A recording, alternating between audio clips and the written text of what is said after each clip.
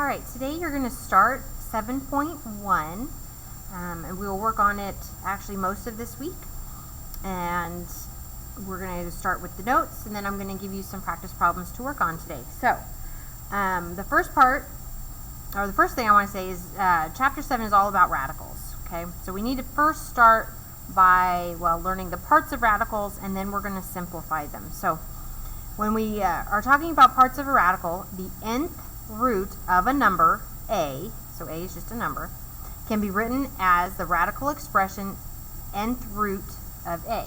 See how the n is like a little tiny number up above here? It is not multiplying the radical. If it was multiplying, it'd be a big number in front. Okay, so this is just telling us what root we're taking. That n is called the index. Okay, I'll refer to it most of the time as what root are we taking, okay? And it'll be square root, cube root, that kind of thing. Okay, the actual square root itself is the radical. What is inside the radical is actually called the radicand. Okay, if there is no index, so see, if there is no root here, so it's just a square root with no number, it is assumed that it's 2, okay, the square root. We don't write, when the index is 2, we don't write that there. If a radical has more than one root, the radical sign indicates only the principal or positive root. Okay, it wants us to list the first 12 perfect squares. So when we're talking about perfect squares, that means a number times itself. Okay, so the first 12, 1 is technically a perfect square, but we don't write that one because 1 times 1 is 1, 1 divided by 1 is 1. Okay, but 2 squared is 4, 3 squared is 9, 4 squared is 16, 5 squared is 25, 6 squared is 36, 7 squared is 49, 8 squared is 64, 9 squared is 81, 10 squared is 100, 11 squared is 121, 12 squared is 144, and 13 squared is 169. Okay?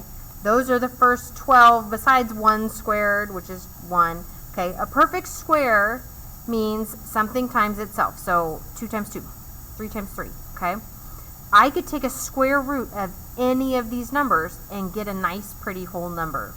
Okay, so in number 1 here, if I take a square root of 16, 16 is a perfect square, so I should just get a number. Alright, and square root of 16 would be 4. Because 4 times 4 is 16. Now, if we took a square root, say 15, notice 15 is not in my list. If I took a square root of 15, I get a number that actually goes on forever, okay? So, it's not a real number, okay? We want a nice, pretty real number, okay? We're going to come back to 2, 3, and 4 later. But what we're going to work on today is just simplifying radicals, okay? And the reason we talked about perfect squares is because that's one way we can simplify them. And then I'm going to show you and do more in a different way. Okay? So, if I'm simplifying 32, this says break out the largest perfect square that the radicand is divisible by. Okay? Break down the radical using this number. So I'm going to do this one that way and the other way. But I'm going to show you, I kind of like the other way better. It takes a little more paper space, but it's a little bit easier to make sure you're done simplifying it, okay? So if I break this into 2, okay, the biggest perfect square that goes into it. So I have listed here perfect squares. So 32 would fit in right here. So I'd say, okay, 32 divided by 25, I don't get a nice pretty number. 32 divided by 16 is 2. Okay, so this means this is actually square root of 16 times square root of 2. And I can take the square root of 16, I just did it right here. So this is the same thing as saying 4 times the square root of 2. Okay, so that's what you get when you simplify it. Let me do it in another way real quick. Let me change colors here. Okay, so if I have the square root of 32, now I want to take out the smallest prime number that goes into it. Remember, a prime number is a number that nothing else can divide out of it, okay, besides 1. So 32, let's see, it's even, so I know 2 goes into it. 32 divided by 2 is 16, okay. Now, this number is prime, this number is not. So I want to take another prime number out of 16. Again, it's even. 16 divided by 2 is 8, okay.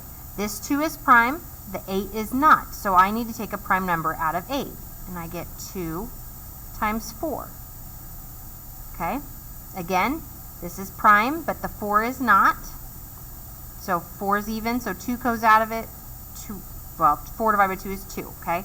So all of these are not in my answer anymore. So if I did the prime factorization of 32, that means 2 times 2 times 2 times 2 times 2 equals 32, all right? Now I'm taking the square root, so I want pairs of 2 of the same number. So here's 2 of the same number. Here's 2 of the same number. This one is not. It doesn't have a pair to go with it, okay? So these ones I circled, if I write a square root, outside of that square root, I circled a pair of 2's, so I'm going to write a 2 out here. Remember, 2 times 2 is 4, square root of 4 is 2. So that's what I took a square root, so it is not inside the root anymore.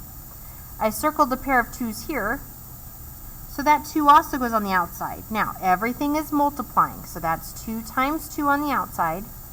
This didn't have a pair, so it has to stay inside. Okay? And then I simplify the 2 times 2, I get 4, and I still have the square root of 2. Notice our answer should be the same no matter which method we do. As we get into bigger numbers, and it's harder to find that perfect square that goes into it, I like the tree just because it works a little easier, especially when we get to cube roots and stuff. Okay, when we get to more roots, you just circle bigger groups, however, whatever root you're finding. So, whoops, sorry about that. So let's try square root of 180. Now, some of these are going to kind of run into each other because these numbers are bigger. So I'm going to do 180. I may have to do 175, a little over.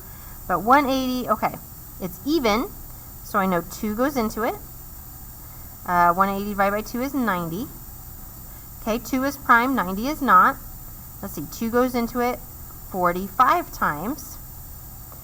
Now, I just need a prime number that goes into it. It's not even, so I know it's not 2.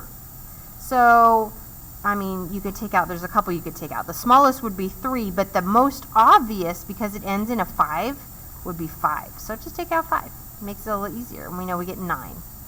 Okay? And then 5 is prime, but 9 is not. 3 times 3 is 9.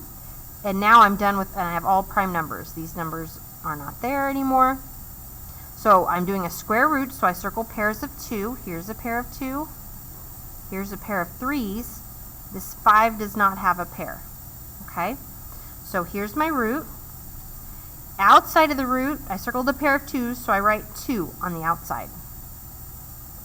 Here was a 5, did not have anything paired with it, so it has to go inside. I circled a pair of 3's, so it's going on the outside. And remember, it's multiplying. So to simplify this up, 2 times 3 is 6, and I have the square root of 5. Okay? So that shows me that square root of 36 went into that would be the biggest perfect square that would go into that. But anyways, all right, let's do 147. So because I'm kind of running out of some space here, I'm going to do 147 over here to the side. All right, well, I can see, I know 7 goes into 14 and 7, so 7 is a prime number, and I get 21. Okay, well, 7 times 3 is 21, and then those are all prime numbers. Well, here's a pair. This is not a pair. So when I write my square root, outside, since I circled a pair of 7's, a 7 goes on the outside. 3 didn't have a pair, so it stays on the inside of the root. So 7 square root of 3. I guess I didn't need that much space after all. Okay? Let's do square root of 175. Now I'm going to change colors so my purples don't blend in here. And my paper keeps sliding. Sorry about that. I'm going to start 175 up here. I don't know how big it's going to go, so we'll do that. Okay? It's over there. Okay, so it ends in a 5, so the easiest prime number for me to see is that 5 goes into it. Let's see, 35 times. Okay, well, I can see that 5 goes into 35 7 times. 7's prime. So now I have all prime numbers. Here's a pair of 5s. 7 does not have a pair. So my square root on the outside goes a 5, which meant 25 was the biggest perfect square that went into 175. And then 7 is all by itself, so it stays on the inside. Okay? I didn't need that much room for that one.